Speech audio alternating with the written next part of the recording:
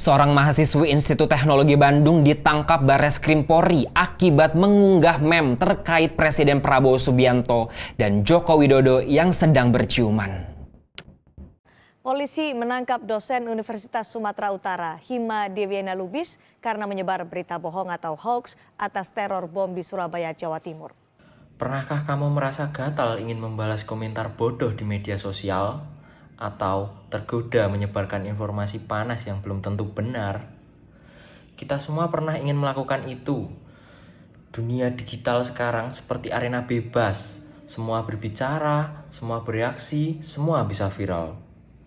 Tapi, apakah semua yang bisa kita lakukan di internet pantas untuk dilakukan? Etika digital bukan hanya soal sopan santun di internet. Ini soal kesadaran bahwa apa yang kita ucapkan di dunia maya punya dampak nyata.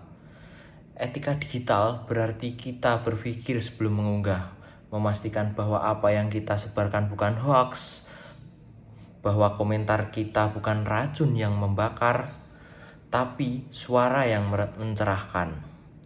Kita sering berbicara tentang hak digital, kebebasan berpendapat, berekspresi, tapi bagaimana dengan tanggung jawab digital? Karena dalam demokrasi, hak tanpa etika adalah bencana.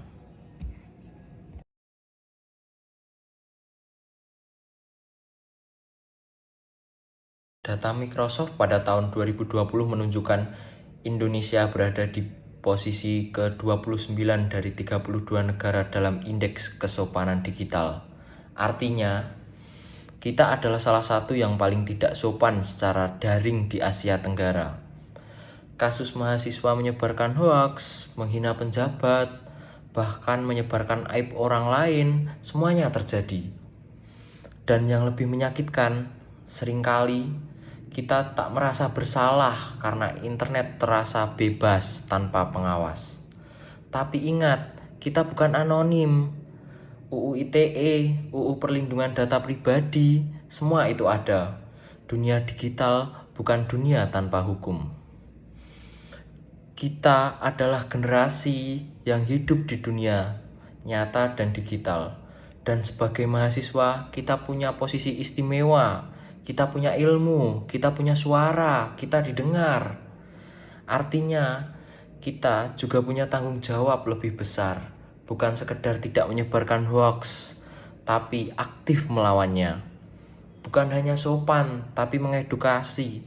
Bukan hanya diam, tapi jadi teladan. Kita bisa mulai dari hal sederhana.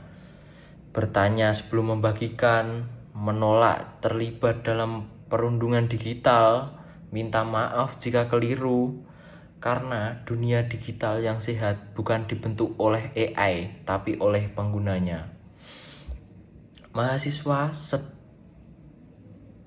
negara ini sedang dibangun bukan hanya oleh kebijakan, tetapi oleh setiap kata yang kita pilih saat berbicara, termasuk di dunia maya.